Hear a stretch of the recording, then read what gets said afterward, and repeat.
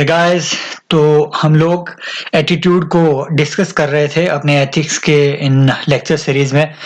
तो अभी तक हमने बहुत सारी चीज़ें कवर कर ली हुई है। पिछले लेक्चर्स को आप एक बार देख लीजिए। अगर आप एक नए स्टूडेंट हैं, पहली बार आए हैं, तो ये सारी चीज़ें हमने डिस्कस कर ली हुई है। एटीट्यूड में पर्सुएशन क्या होता है और पर्सुएशन से आप कैसे बचें, बूमरांग इफेक्ट क्या होता है और ये सारी चीज़ें, और साथ में इनको पूछा कैसे जा सकता है, ऐसे कौन से क्वेश्चन बनाए हुए हैं यूपीएससी ने पहले। तो ये सब चीज़ें हमने ऑलरेडी डिस्कस कर ली हुई है। 13-14 लेक्चर्स ऑलरेडी हो चुके हैं। आप एक बार प्लेलिस्ट में जाके देख लीजिएगा। बाकी सब्सक्राइब तो कीजिए ही आप इन चैनल्स को यार। आपकी सपोर्ट की ज़रूरत है। ऑब्वियसली यूट्यूब में ये नया मैंने शुरू किया हुआ है, तो आपके इनिशियली बहुत सपोर्ट की ज़रूरत रहेगी। तो शेयर भी कीजिए, सब्सक्राइब भी कीजिए अगर आपके लिए ये लेक्चर्स बेनिफिशियल हो रहे हैं। इससे मुझे भी एनकरेजमेंट मिलेगी थोड़ी कि और ज़्यादा बेटर कर सकूं। और साथ में आप थोड़ा कुछ भी, आपकी कोई अगर रिकमेंडेशन हो, कोई फीडबैक हो, तो कमेंट सेक्शन में आप लिख लिया कीजिए कि इस तरीके से हम इसको बेटर कर सकते हैं। बाकी कई लोगों की क्वेरी थी कि सर ये भी बताइए कि इसमें यूपीएससी ने जितने भी सारे क्वेश्चन पूछे हुए हैं वो सारी चीजें इनसे लिंक कैसे करनी है। उन सभी लोगों के लिए जो ऐसा बोल रहे हैं, अभी आप इसके नोट्स बनाते चलो, थ्योरी को अच्छे से एक बार पढ़ते चलो, और जैसे जैसा बताया जा रहा है उनको अभी पढ़ो। इसी लेक्चर सीरीज में, मतलब जब ये थ्योरी हमारी कंप्लीट हो जाएगी, उसके बाद हम सभी क्वेश्चंस को, यूपीएससी ने जितने भी पहले 2013 के बाद जितने भी क्वेश्चन पूछे हुए हैं एथिक्स में, हम सबको डिस्कस करेंगे। आपको किसी चीज की कोई टेंशन नहीं है। उनका आंसर कैसे लिखना है, ये सब बातें भी डिस्कस होंगी, तो उस चीज की भी आपने टेंशन नहीं लेनी है। तो अभी इसमें आप थोड़ा अपने थ्योरी पे ज्यादा ध्यान दीजिए। तो आज हम कॉग्निटिव डिसोनेंस के बारे में यहाँ चर्चा करने जा रहे हैं। अगर आपने पहले ये थंबनेल इसका देखा होगा, तो यहाँ देखिए, सबसे पहले ही मैंने फर्स्ट स्लाइड में ये लिखा हुआ है कि भाई एक आदमी बोल रहा है एनिमल क्रुएल्टी इज रॉन्ग, लेकिन फिर वही आदमी बोल रहा है, दूसरा पक्ष उसके दिमाग का कह रहा है कि but also it is also delicious. Animal cruelty wrong तो है, लेकिन इसका मीट डिलीशियस भी तो है, इसलिए वो फिर मार देगा। मतलब कॉग्निटिव डिसोनेंस कहता है कि आपके दिमाग में अगर फैक्ट और बिलीफ दो अलग अलग दिशा में जा रहे हैं, तो आपके दिमाग में कंफ्यूजन पैदा हो जाएगी। उसी को हम कहेंगे कॉग्निटिव डिसोनेंस। ठीक है, सो इसको अभी हम स्टडी करेंगे। जैसे यहाँ पे है, आपका दिमाग ये भी तो बोलता है कि क्या ये सही है, मैं अगर सिगरेट पी रहा हूं क्या ये सही है। फिर आपका दिमाग बोलेगा नहीं नहीं भैया, मुझे तो डोपामिन भी चाहिए, और फिर आप एकदम सिगरेट पी लोगे। ये हुआ आपका कॉग्निटिव डिसोनेंस, जो आपके दिमाग में अलग अलग तरीके के दो थॉट्स, जब दो ऑपोजिट थॉट्स आपके दिमाग में एक ही बार में पैदा हो जाए, तो वो हुआ आपका कॉग्निटिव डिसोनेंस। जैसे यहाँ पे है, देखिए, अगर आपने कॉग्निटिव डिसोनेंस को डिफाइन करना है, तो सिंपली ये लिखना है कि if your brain has two conflicting thoughts, ideas or values or goals at the same time, if it is processing two conflicting thoughts, that is said to be the cognitive dissonance। ठीक है, मतलब दो अलग अलग thoughts एक ही time में आपके दिमाग में एग्जिस्ट कर रहे हैं। हाँ, मुझे ये भी करना है, पर मुझे ये भी करना था, और ये दोनों बातें कन्फ्लिक्टिंग है। ठीक है, अगर आप ये करते हैं तो मुझसे वो दूसरा काम नहीं होगा, दूसरा करता हूं तो पहला काम नहीं होगा।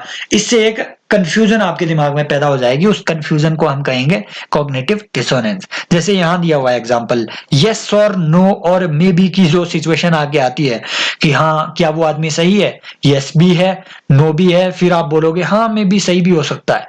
तो ये जो कंफ्यूजन आपके दिमाग में रहता है कि टू कन्फ्लिक्टिंग थॉट्स जब आपके दिमाग में एक ही बार में रहे, जैसे यहाँ पे इसमें दिखाया गया है कि भैया ये बड़ी तितली बोल रही है कि नहीं नहीं, एनिमल क्रूरल्टी मुझे नहीं करनी है।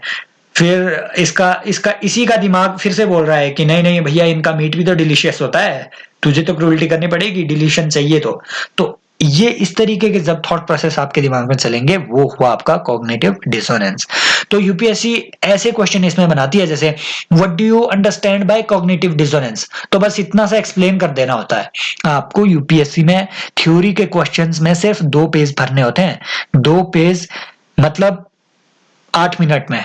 तो इसमें आपके डेफिनेशन जितनी छोटी आप लिखो, जितना मतलब जितना क्रिस्प आप लिख सको अपने थॉट्स को उतना बढ़िया होता है, तभी आप आंसर्स अपने कंप्लीट कर पाओगे। Otherwise ethics is a long long long paper. तो आप इसमें कॉग्निटिव डिसोनेंस को सिंपल वर्ड्स में बस ऐसे ही डिफाइन करेंगे कि when there are two conflicting thoughts और आइडियाज और वैल्यूज और goals at the same time in your mind, तो उसे हम कहेंगे कॉग्निटिव डिसोनेंस। ठीक है, suggest the way to reduce the same, कि भाई आप इसको कैसे रिड्यूस करेंगे, और सम एप्लीकेशन भी आप मेंशन कीजिए कि भाई कॉग्निटिव डिसोनेंस थ्योरी की एप्लीकेशंस आप इस थ्योरी की एप्लीकेशन आप कैसे कर सकेंगे अपने पब्लिक एडमिनिस्ट्रेशन के वर्क में। तो ये सारी चीजें अभी हम आगे डिस्कस करेंगे कि इसको रिड्यूस कैसे किया जाए। कॉग्निटिव डिसोनेंस क्या है, आई होप आपके लिए क्लियर है। तो ये हैपन क्यों होता है, क्यों ये घटना घटती है आपके दिमाग में? सिंपली ये चीज है कि जब आपके दिमाग में फैक्ट और बिलीफ दो अलग अलग किनारे में जा रहे हैं, इन दोनों का कोई मेल नहीं है, तो उस केस में आपके दिमाग में कॉग्निटिव डिसोनेंस आएगी। फैक्ट कहता है कि वो आदमी बुरा है। क्यों? क्योंकि उसने 4 करोड़ की चोरी की, बैंक से चोरी की। फैक्ट कहता है कि नीरव मोदी एक गंदा आदमी है। क्यों? क्योंकि इसने पीएनबी बैंक को लूट लिया।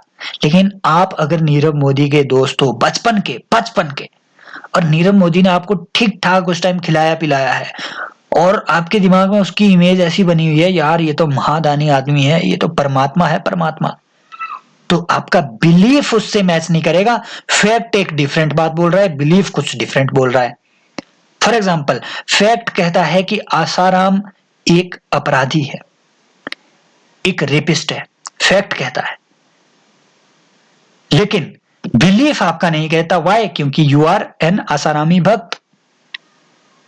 तो ये जब दो चीजें अलग अलग जगह में चले, आपका दिमाग दो अलग अलग दिशाओं में जाने लगे, फैक्ट एक तरफ आपको ले जा रहा है, बिलीफ दूसरी तरफ ले जा रहा है, और दोनों दिशाएं कन्फ्लिक्टिंग है, दो एक्सट्रीम है, उस स्टेट में, उस परिस्थिति में आपको कॉग्निटिव डिसोनेंस की स्थिति आपके दिमाग में उत्पन्न होती है। इसके भयंकर परिणाम होते हैं, वो हम आगे डिस्कस करेंगे। तो क्यों ये होता है? एक तो जब फैक्ट और बिलीफ अलग अलग जाए, दूसरा when you have pre conceived notions, जब आपके दिमाग में पहले से ही कुछ नोशंस बने हुए हैं, आपके दिमाग में पहले से ही एक प्री कंसीव्ड नोशन है आसाराम बापू के लिए कि भाई वो तो परमात्मा है, कभी कुछ गलत कर ही नहीं सकता, ये कभी कुछ गलत कर नहीं सकता वाला जो नोशन है, इसे हम कहते हैं प्री कंसीव्ड नोशन, कि आप पहले ही मान चुके हैं कि ये ऐसा करेगा ही नहीं। When you have preconceived notions and those notions get defeated by the changed facts, different facts, उस टाइम आपके दिमाग में होगा कॉग्निटिव डिसोनेंस। अगला है when you are less open to new thoughts, जब आप नए विचारों के लिए कम ओपन है, बहुत खुले विचारों के अगर आप नहीं है। कॉग्निटिव डिसोनेंस माने आपको आप अगर एक कम्युनिस्ट आदमी हो, रेडिकल कम्युनिस्ट, और आपके सामने कोई आके ये फैक्ट रख दे कि कम्युनिज्म को प्रमोट करने वाला स्टालिन एक बहुत बड़ा हत्यारा था, तो आपका दिमाग उसको एक्सेप्ट ही नहीं करेगा, कॉग्निटिव डिसोनेंस आ जाएगी आपके दिमाग में। अच्छा, हत्यारा भी था?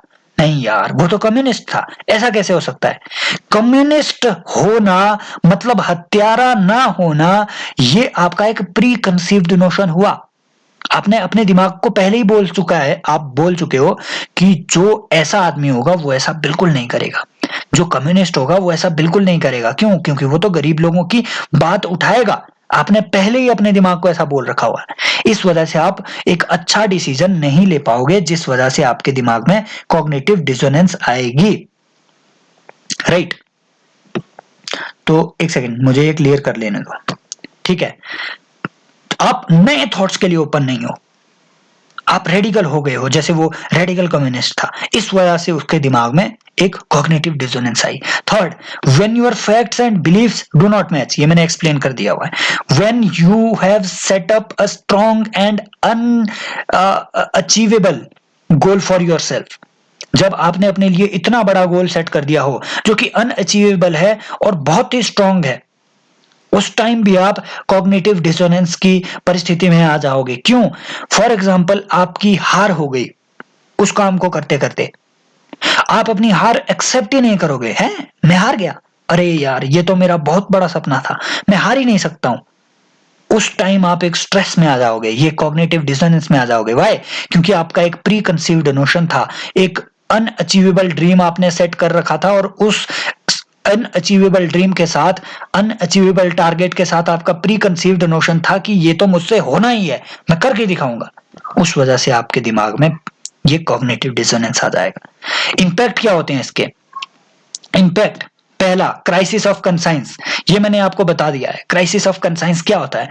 जब आपकी आत्मा कुछ और कहे, when your conscience is telling you different but facts are directing you to act in a different way. ये हुआ आपका क्राइसिस ऑफ कंसाइंस। अगर आप एक एक जैसे फिर से आसाराम का ही ये एग्जांपल लेते हैं, अगर आप एक आसाराम के भक्त होते उस वक्त, साथ ही साथ आप उसी एरिया के डीएसपी होते, आपको सुप्रीम कोर्ट ने ऑर्डर दे दिया कि आसाराम को गिरफ्तार करो, दिल्ली हाई कोर्ट ने ऑर्डर दे दिया आसाराम को गिरफ्तार करो, पर आप तो उसके भक्त हैं, आप मान चुके हैं, बिल्कुल मान चुके हैं कि किसी भी परिस्थिति में ये आदमी गलत नहीं करेगा, पर आपके सामने फैक्ट कुछ और है, फैक्ट कह रहा है कि इसको गलत गिरफ्तार कर दो। उस परिस्थिति में आपके एक क्राइसिस ऑफ कंसाइंस पैदा हो जाएगा, आपकी आत्मा कुछ और कहेगी, फैक्ट आपको कुछ और करने को कहेगा। ठीक है, ये इसका एक इंपैक्ट हुआ। दूसरा, स्ट्रेस इससे आपके दिमाग में आएगा, ये तो आपको पता ही है। और स्ट्रेस अगर आएगा तो क्या आप एक रैशनल डिसीजन ले पाओगे? नहीं, रैशनैलिटी आपकी गायब हो जाएगी। स्ट्रेस में आदमी कभी भी रैशनली एक्ट नहीं कर सकता है, तो it makes decision making difficult. और अगर डिसीजन आप अच्छे से नहीं ले पाओगे तो it may deteriorate the organisational standing of a leader. Trust deficit आ जाएगा आप पे, आपके लोग आप पे भरोसा ही नहीं करेंगे, क्योंकि आप में प्रोफेशनलिज्म की कमी पड़ जाएगी। आप बिलीफ पे भी काम करना चाहते हो, आप फैक्ट के बेसिस पे भी काम करना चाहते हो, ऐसे बिलीफ के बेसिस पे, ऐसे फैक्ट के बेसिस पे जो एक दूसरे से बिल्कुल डिफरेंट डायरेक्शन में जा रहे हैं, आप डिसीजन नहीं ले पाओगे। डिसीजन नहीं लिया तो आपके ऑर्गेनाइजेशन का ट्रस्ट आपसे उठ जाएगा, और इस वजह से काम में इनएफिशिएंसी आ जाएगी। ये हुए इसके पूरे इंपैक्ट। आदमी पे भी क्या क्या इंपैक्ट होंगे, ऑर्गेनाइजेशन पे भी क्या क्या इंपैक्ट होंगे, यही सब वो इंपैक्ट होंगे। Next, ways to deal with, कैसे आप इसको डील कर सकते हैं? इसमें सबसे पहले तो अपने आप को फ्री रखो, कोई भी अपना रिजिड एक सेल्फ कंसेप्ट मत मानो। Self concept, rigid self concept क्या हुआ? आपने किसी भी चीज के लिए अपना ही एक कंसेप्ट बना दिया हुआ है। आपने कंसेप्ट बना दिया हुआ है कि इक्वलिटी का मतलब कार्ल मार्क्स, इससे परे तो कोई इक्वलिटी नहीं आएगी। इक्वलिटी मतलब कार्ल मार्क्स की थ्योरी।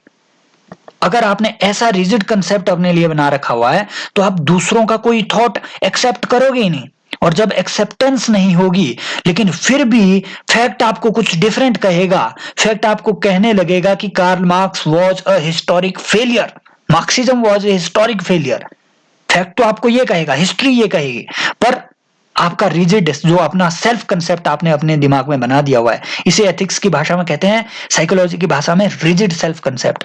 आपने अपने ही कंसेप्शन बना दिए हुए हैं, इतने रिजिड हैं वो कि उनको आप बदलाव करने के लायक नहीं है।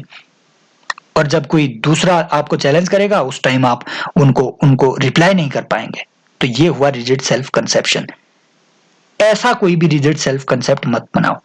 Always be open to new ideas and opinions. Always view yourself as a work in progress, not a person of position of success. अपने आप को एक ऐसा आदमी होता है कि हम तो अभी इवॉल्व हो ही रहे हैं, हमारे अपने आइडियाज अभी कुछ भी इनकी ये वेरीफाइबल नहीं है। आप ऐसा मानो कि हम तो अभी सीख ही रहे हैं। इस वजह से आप में रिजिड सेल्फ कंसेप्ट नहीं आएगा। आप एक्सेप्टेंस बढ़ाओगे कि नहीं, मुझे अभी और सीखना है, हो सकता है वो जो दूसरा आदमी बोल रहा है वो ठीक है। तो जब आप अपने आप को एक वर्क इन प्रोग्रेस के तौर पे व्यू करोगे तो एक ये कॉग्निटिव डिसोनेंस आप में नहीं आएगा। Try to do self introspection in a fairly critical manner. अपने आप का क्रिटिसिज्म करना भी सीखो। So this is important. बाकी I think yes this is the end of the lecture. तो सब्सक्राइब कीजिए चैनल को, बाकी पूरा कोर्स इसमें कवर किया जाएगा, और शेयर कीजिए अपने फ्रेंड्स के साथ भी इन सारे लेक्चर्स को। मिलते हैं अगले लेक्चर में इसी सीरीज के। Thank you so much.